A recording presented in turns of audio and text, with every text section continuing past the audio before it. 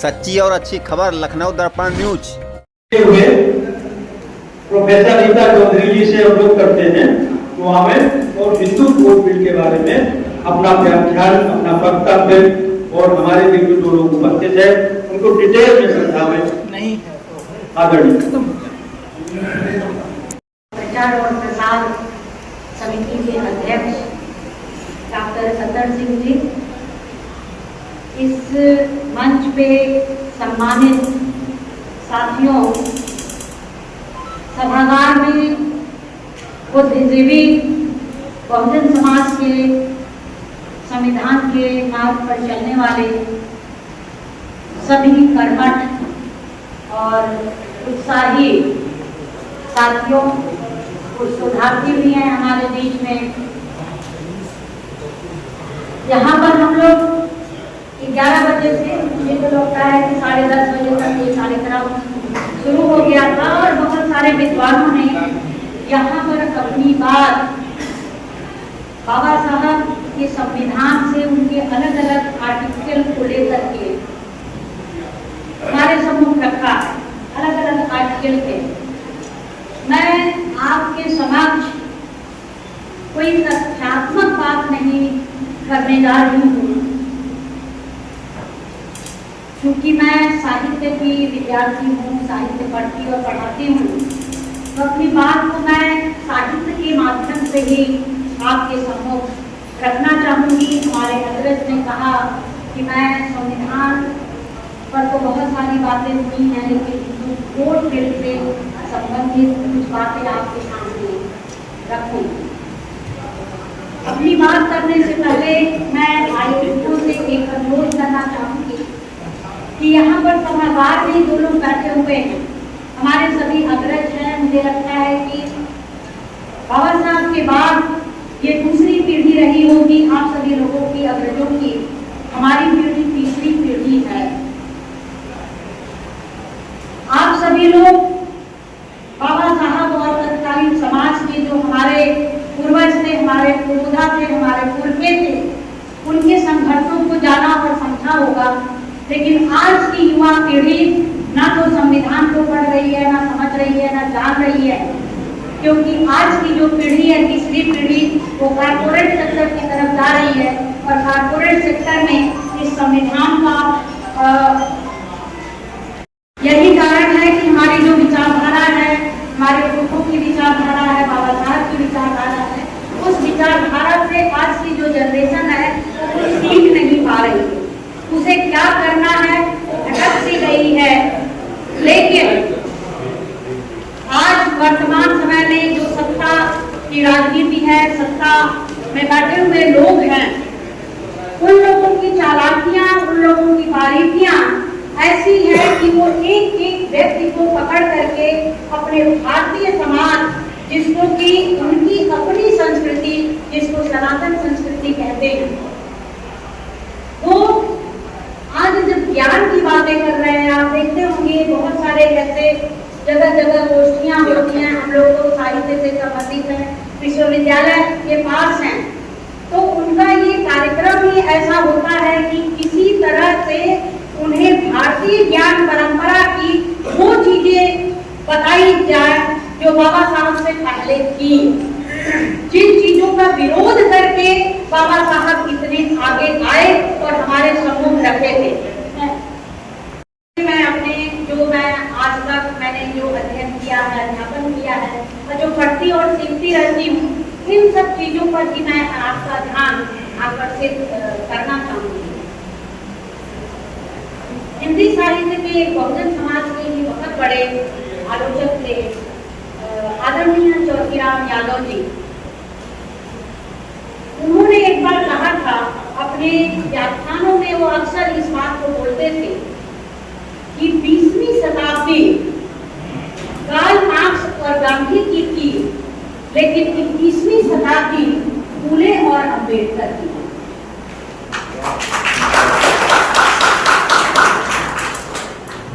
साथियों, हमारे बहुजन समाज के जितने भी बुद्धिजीवी हैं, उनको इस बात पर ध्यान देना चाहिए और अपने अतीत में जरूर झांकना चाहिए। करके अपनी भारतीय परंपरा, ज्ञान परंपरा की बात की जाती है, वो भारतीय ज्ञान परंपरा कौन सी ज्ञान परंपरा है, हम पहले इसको सोचें। मराठी के एक बहुत बड़े साहित्यकार हैं शरण कुमार लिंबाले। अभी सन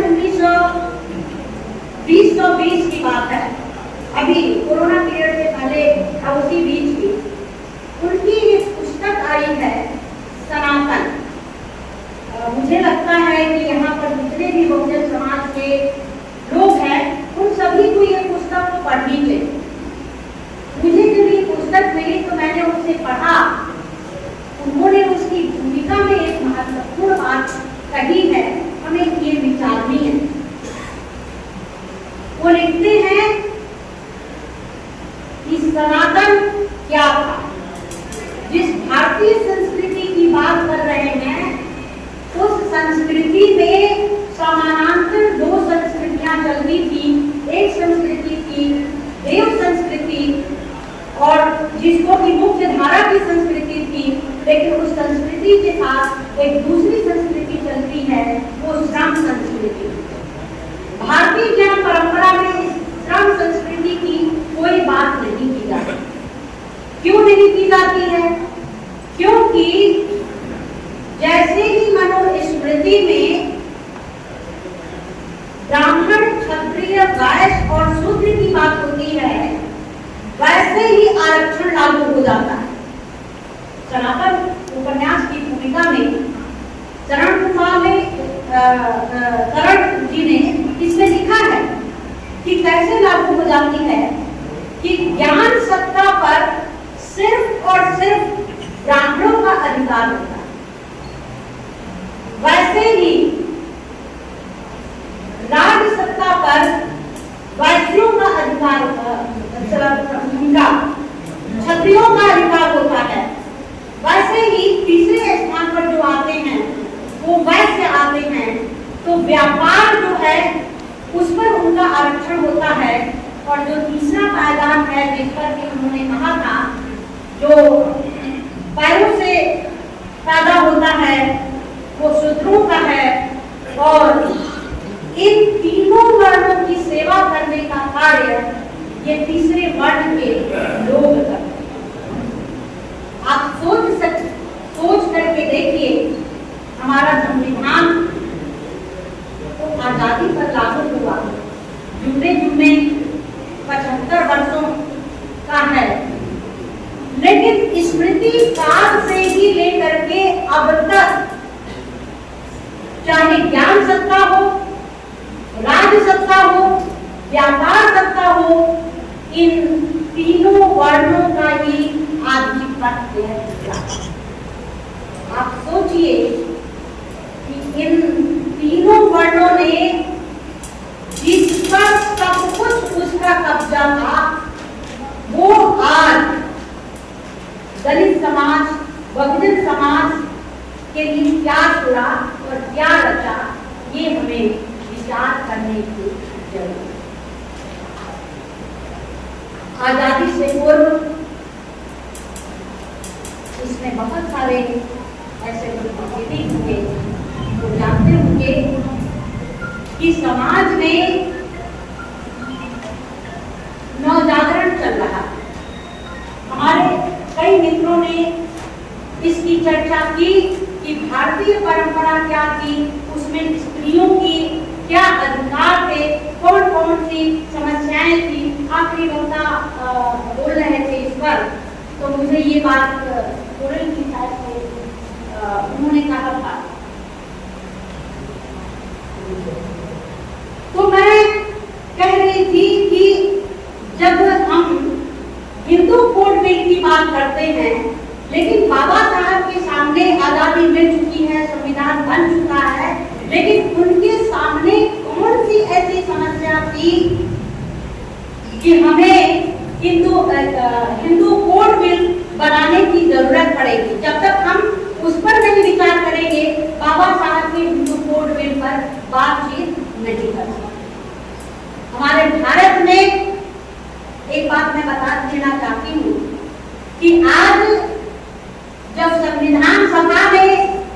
एक पद पर आसीन व्यक्ति ये कहता है कि जितनी बार बाबा साहब भीम का नाम लेते हैं उतने बार अगर भगवान का नाम लिए होते तो मिल जाते। अम्बेडकर करने से कुछ नहीं होगा।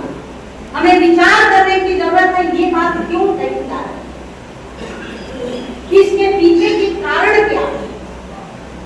बाबा साहब भीमराव अम्बेडकर एक ऐसे लोकतांत्रिक व्यक्ति थे जिन्होंने सिर्फ बहुजन समाज के लिए ही नहीं किया बल्कि इस देश की आधी आबादी के लिए जो कार्य किया वो बहुत महत्वपूर्ण है। हिंदू कोड बिल बनाते समय उन्होंने कहा था कि मुझे जितनी प्रसन्नता संविधान के लिए भारतीय संविधान बनाने में नहीं मिली थी उससे ज्यादा प्रसन्नता मुझे हिंदू कोड बिल बनाने पर मिल रही। क्यों मिल रही है? क्योंकि उनकी दृष्टि में उन्होंने कहा था कि मैं किसी भी राष्ट्र की उन्नति का आकलन इस बात से करता हूं कि उस राष्ट्र की स्त्रियों की कितनी उन्नति हुई है, वो कितनी आगे बढ़ गई। भारतीयों से हमारे धर्म शास्त्रों के अनुसार जो हमारे भारत की चाहे वो वेद हो, चाहे पुराण हो, चाहे वो स्मृति हो, इन सभी चीजों में एक संहिता की तरह, जिसे मनुस्मृति कहते हैं, एक संहिता की तरह भारत की तमाम चीजों पर लागू था। चाहे वो वर्ण व्यवस्था हो, चाहे स्त्री समाज हो, उन सब के ऊपर मनुस्मृति थी और उसके अनुसार, इन शास्त्रों के अनुसार स्त्रियों के ऊपर जो चाहे विवाह हो, चाहे स्त्री विवाह को लेकर के बहुत बड़ी बात बाबा साहब भीमराव अम्बेडकर ने कहा था हिंदू कोड बिल में। पहली दृष्टि उनकी इसी पर नहीं थी। उन्होंने कहा कि इस देश में कई धर्म के लोग हैं, ईसाई धर्म में भी और इस्लाम धर्म में भी हम देखेंगे कि वहां पर एक कोड बिल है, एक आचार संहिता, एक संविधान नहीं। मुस्लिम में एक विवाह हो जाने के बाद दूसरा विवाह अगर वो करते भी है तो तलाक देकर के करते हैं, लेकिन हिंदुओं में इस तरह का कोई नियम कानून नहीं लागू है। यहाँ के पुरुष एक विवाह के बाद जब इच्छा हो दूसरा विवाह कर लेते हैं, तीसरा विवाह कर लेते हैं। पुरुषों के लिए कोई बंधन नहीं है। आप देखेंगे समाज में बड़े बड़े राजा रजवाड़ों के घरों में 100 रानियां हुआ करती थी। वो स्वतंत्र थे, वो विवाह कर लेते थे, लेकिन उच्च वर्ण की स्त्रियों के लिए हमारे जो भी शास्त्र थे वो दूसरा विवाह करने की अनुमति नहीं दी। वहां पर अमान्य स्त्रियों के बारे में ऐसा नहीं कहा गया। बहुत सारा साहित्य रचा गया है, उस साहित्य में ये बताया गया है कि जो अमान्य स्त्री है उसके लिए कोई बंधन नहीं है। वो एक विवाह के अतिरिक्त दूसरा विवाह भी पति को छोड़ करके कर सकती है, या वो विधवा हो जाती है तो दूसरा विवाह कर सकती है, लेकिन समान स्त्री इस तरह का विवाह नहीं कर सकती। आज एक 18 साल की लड़की, ये 1986 रूप कुमार वाला केस कि जबरदस्ती उस रूप कुमार को जबरदस्ती जलाया जा रहा था और सती के नाम पर वहां पर ढोल बाजे बज रहे थे, नगाड़े बज रहे थे और सती सती करके चिल्लाया जा रहा था। रूप कुमार चिल्लाती रही पापा पापा पापा, लेकिन उसकी आवाज को अनसुना कर दिया गया और उसे कहेंगे कि जबरदस्ती चिता पर, जलती हुई चिता पर बैठा दिया गया। ये हमारा भारतीय संविधान बनने की बात है। क्यों ऐसा हो रहा है? भारतीय परंपरा की बात करते हैं और उसमें प्रभात ज्योति जैसे बड़े पत्रकारों ने भी ये बात कही कि राजा राम मोहन राय एक जमाने में थे जिसको कि गोलवलकर कहा करते थे कि राजा राम मोहन राय ने हमारे भारतीय समाज और उसकी संस्कृति को भ्रष्ट करने का काम कर रहे हैं कि विधवाओं को पुनर्विवाह की बात करके और सती प्रथा का उन्मूलन करवा करके इस तरह के अभिमान चला करके सन 1986 तक यही बात होती रही कि हमारी भारतीय परंपरा में स्त्रियों को सम्मान दिया जाता है और पतिव्रता स्त्रियां जो हैं वो सती हो जाएं, नहीं तो फिर उनको अगले जन्म में उनका जो पति है वो नहीं मिलेगा। ये लोक और परलोक की बात चाहे दलित हो चाहे स्त्री हो, स्त्रियां भी चाहे समर्ण की ही हो, वो भी दलितों के समान ही थी जिनके साथ तमाम तरह के भेदभाव किए गए। बाबा साहब ने, और इसका कारण क्या था, इस सती प्रथा ज्यादा जो बाल विधवाएं होती थी, इसका महत्वपूर्ण कारण था कि बहुत छोटी उम्र में उनका विवाह महत्वपूर्ण कारणों में था। दलितों में सती प्रथा नहीं थी, उनमें विधवाएं नहीं रहती थी, विवाह कर लेती थी अगर जो करना चाहे, उनके ऊपर बंधन नहीं था। लेकिन एक बहुत बड़ी जो बुराई थी वो बुराई थी बाल विवाह की, और बाल विवाह की परंपरा बहुजन समाज में बहुत ज्यादा थी। बाल विवाह के कारण बहुत सारी समस्याएं उत्पन्न हो रही थी। आप सोचिए कि जिस तरह से मैंने कहा कि सन 1986 में रूप कुमार को जला दिया गया और कहा गया कि सती हो गई, उसी तरह से आजादी के समय एक ऐसी घटना मिलती है जो इलाहाबाद की है। एक महत्वपूर्ण लेखिका थी हिंदी साहित्य में, उन्होंने अपनी एक पत्रिका में संपादन करते हुए कहा था कि अभी पिछले वर्ष की बात है, मतलब 1900 आजादी से पहले 46 की बात है कि हरैया नामक गांव में, जो बस्ती जिला का एक गांव है हरैया नामक गांव, वहां पर एक 4 महीने की बच्ची की एक 6 महीने के बच्चे के साथ विवाह संपन्न हुआ। 4 महीने की बच्ची की 6 महीने के बच्चे के साथ विवाह संपन्न हुआ। तो कहती है मैं सोच करके भी दहल जाती हूँ कि खुदा न खासा अगर उस बालक को कहीं कुछ हो गया तो वो बच्ची जो है वो जीवन भर किस तरह से विधवा जीवन व्यतीत करे। और कहती हैं कि उथल पुथल है आज हृदय में उमड़ा आंसू का तूफान, मैं ना आज सुनाने बैठी यह निर्मम पीड़ा का। मित्रों, बाबा साहब का स्त्रियों के इन तमाम अधिकारों को देने के लिए जो सदियों से एक रीति, एक परंपरा, एक परिपाटी, एक संस्कार जो कि धर्म शास्त्रों के अनुसार निर्धारित था, उसको तोड़ करके एक कोड बिल बनाने का कार्य करते हैं। क्योंकि उत्तर भारत में विवाह के कुछ और नियम हैं, दक्षिण भारत में विवाह के कुछ और नियम थे। उदाहरण के तौर पर सोहनलाल शास्त्री जी जब हिंदू कोड बिल बनी थी तो संविधान सभा में वो एक अनुवादक की भूमिका, आप सभी लोग जानते होंगे, उसका जिक्र मैं कर देना चाहती हूँ। सोहनलाल शास्त्री जो एक दलित थे लेकिन वो शास्त्री लगाते थे तो लोगों को भ्रम था कि वो ब्राह्मण है, लेकिन वो बाबा साहब के बहुत करीब थे। हिंदू कोड बिल चूंकि इंग्लिश में लिखी गई थी तो एक जो सनातन ब्राह्मण थे, कई लोग थे, मालवीय जी भी उसमें थे, पटेल साहब भी उसमें थे, इन लोगों ने उसका विरोध किया कि एक दलित जो है वो समान स्त्रियों के लिए एक ऐसा कोड बिल बनाएगा जिसके नियम का पालन हम करेंगे, ऐसा हो ही नहीं सकता। उन लोगों ने यहाँ तक कहा कि जिस तरह से दूध और गंगा जल पवित्र होता है, लेकिन एक गंदे नाले से बहता हुआ गंगा जल और दूध आए तो अपवित्र हो जाता है, उसी तरह से बाबा साहब भीमराव अंबेडकर के द्वारा बनाए गए हिंदू कोड बिल को भी कहते हैं कि एक दलित के द्वारा बनाया गया हिंदू कोड बिल हम स्वीकार करने को तैयार नहीं। इसलिए उन्होंने भ्रम फैलाया।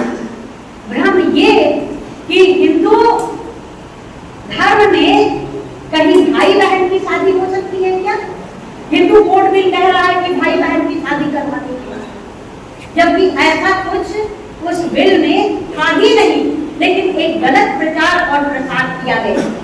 कारण ये था कि अभी मैंने जिस सनातन की बात की थी, जिस उपन्यास की बात की थी, उन्होंने ये बात कही थी कि जो व्यापार सत्ता थी वो वैश्यों के अधिकार में थी।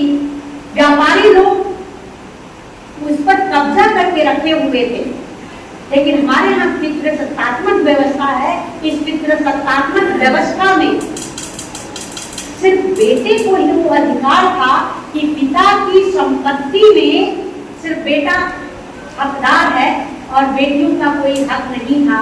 सिर्फ उनको विवाह कर दीजिए, दहेज के नाम पर उनको विदा कर दीजिए, जो कुछ दिया वही खत्म है। बाबा साहब ने कहा कि बेटे के साथ बेटियों का भी पैतृक संपत्ति में पूरा अधिकार है। अब वैसे लोगों को तो खलबली मच गई कि हम बेटी को कैसे अपना अधिकार दे सकते हैं, अपने हिस्से का बंटवारा कैसे कर सकते हैं। तब उन्होंने ब्राह्मणों के पास जाकर के निवेदन किया और गीता प्रेस का उल्लेख मिलता है हिंदू कोड बिल के बारे में कि किस तरह से वो जाते हैं और वहां पर कहते हैं कि ये क्या हो रहा है। और फिर एक जो ब्राह्मण पुरोहित थे, इन लोगों के, उन्होंने कहा तुम पैसे की कमी मत करना, तुम मुझे देते रहो। संत कहलाते थे, लेकिन वो महात्मा जो हैं वो किस तरह से वैश्यों से पैसा लेते हैं और हिंदू कोड बिल के सामने के लिए प्रचार करते हैं, गलत ढंग से प्रचार करते हैं। और हिंदू कोड बिल के ऊपर वर्तमान जो प्रधानमंत्री थे पंडित जवाहरलाल नेहरू, उनके ऊपर, जबकि पंडित जवाहरलाल नेहरू बाबा साहब को ये आश्वासन देते हैं कि हिंदू कोड बिल को आप बनाइए, उसको मैं पास करवाऊंगा, लेकिन उनके ऊपर इतना ज्यादा दबाव पड़ता है कि हिंदू कोड बिल को वो वहां पर पास नहीं करवाता। और टुकड़ों में करके धीरे धीरे उसका अनुवाद होता है और टुकड़ों में करके, चाहे महिलाओं के संपत्ति का अधिकार हो, चाहे विवाह का अधिकार हो, चाहे तलाक का अधिकार हो, चाहे चुनाव का अधिकार हो, बहुत सारे अधिकार जो कि संविधान में नहीं मिले थे, वो बाबा साहब भीमराव अंबेडकर ने हिंदू कोड बिल पास करवा करके उन्होंने भारत की आधी आबादी को दिया। और आज जो महिलाएं अपने पिता की संपत्ति में 2005 के करीब थे, उसमें थोड़ा परिवर्तन करके इसमें सुधार करके उसको लागू कर दिया गया कि भारतीय समाज की स्त्रियां भी अपने पिता के प्रॉपर्टी में, उसकी संपत्ति में वो पूर्ण अधिकारी हैं, जिस तरह से एक बेटा अधिकारी नहीं है। आप सोचिए कि भारतीय समाज में किस तरह के भ्रम फैलाए जाते थे कि महिलाओं को वो अधिकार नहीं मिलना चाहिए, क्योंकि जो स्त्रियां हैं या जो लड़कियां हैं, खास करके लड़कियां, स्त्रियां नहीं, मैं कहना चाहूंगी कि लड़कियां, पिता जब उसका कन्यादान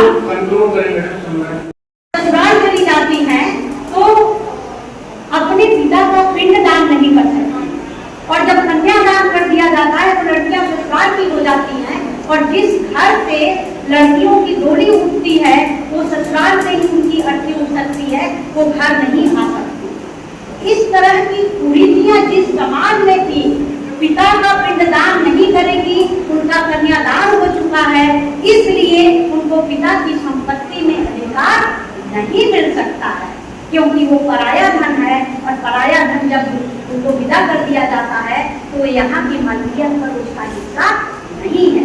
बाबा साहब भीमराव अंबेडकर ने इन सभी परंपराओं को, जो रीतियां थी, जो कुरीतियां बनकर के समाज में फैली हुई थी, जिसको तोड़ना बहुत मुश्किल था, इन कुरीतियों को हिंदू कोड बिल के माध्यम से दूर करते हैं और तमाम अधिकार जो भारतीय समाज में एक नागरिक को मिलना चाहिए वो स्त्रियों को दिलवाते हैं।